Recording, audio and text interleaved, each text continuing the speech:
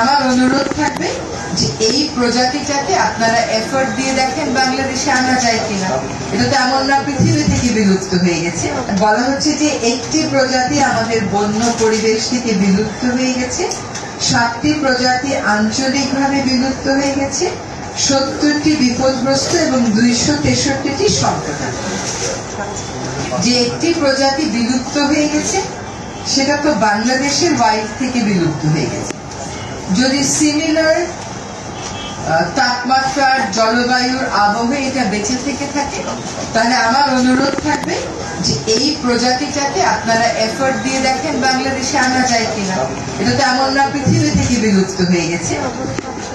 আর 7টি প্রজাতি যেটা আঞ্চলিকভাবে বিলুপ্ত, সেটাকেও আমরা রিইন্ট্রোডিউস নিশ্চয়ই করতে পারি। নিশ্চয়ই অন্য একই রকম ক্লাইমেটিক জোনের কোনো না কোনো দেশে সেগুলো আছে। আর সংকটাপন্ন যেগুলো আছে এবং প্রায় বিপদগ্রস্ত যেগুলো আছে, সেগুলোর জন্য আপনারা বলেছেন যে আপনারা একটা ব্যবস্থাপনা, কর্মপরিকল্পনা গ্রহণ করেছেন। তো I think it will be really important যে আমরা 1 year down the road, 2 year down the road বুঝতে পারি যে এগুলো প্রোটেকশনের জন্য আমরা কি কি ব্যবস্থা গ্রহণ করেছি। এখানে খুব বেশি কিছু বলার নাই। It actually is a very good job done, but the results that have been shown are pretty gloomy.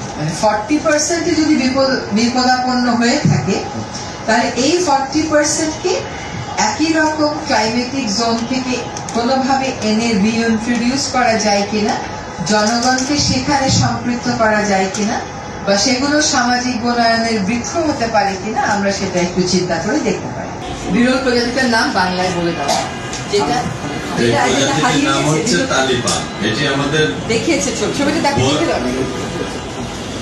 এটি হচ্ছে আমাদের বন থেকে হারিয়ে গিয়েছে, কিন্তু আমাদের দু এক জায়গায় আছে। যেমন বাংলাদেশ ন্যাশনাল হারবেরিয়ামের অফিসের মধ্যে 3টি আছে, ঢাকা ইউনিভার্সিটির মাননীয় ভাইস চ্যান্সেলরের বাসভবনের পিছনে একটি আছে, এবং আমাদের সুন্দরবনের খুলনার যে অফিস আছে সেখানে একটি আছে। এইটি সহ আরো 2 এক জায়গায় আমরা ইন্ট্রোডিউস করার চেষ্টা করেছি, কিন্তু বনে এখনো ফিরিয়ে নিয়ে আসতে পারেনি। এইটি যেহেতু রিপোর্ট হয়েছে, এবং এটির সব থেকে মূল যে সমস্যা সেটি হচ্ছে এটি তার জীবদ্দশায় একবার বীজ দেয়, এবং বীজ দেওয়ার পরপরই গাছটি মারা যায়, এই গাছটি আর বেঁচে থাকে।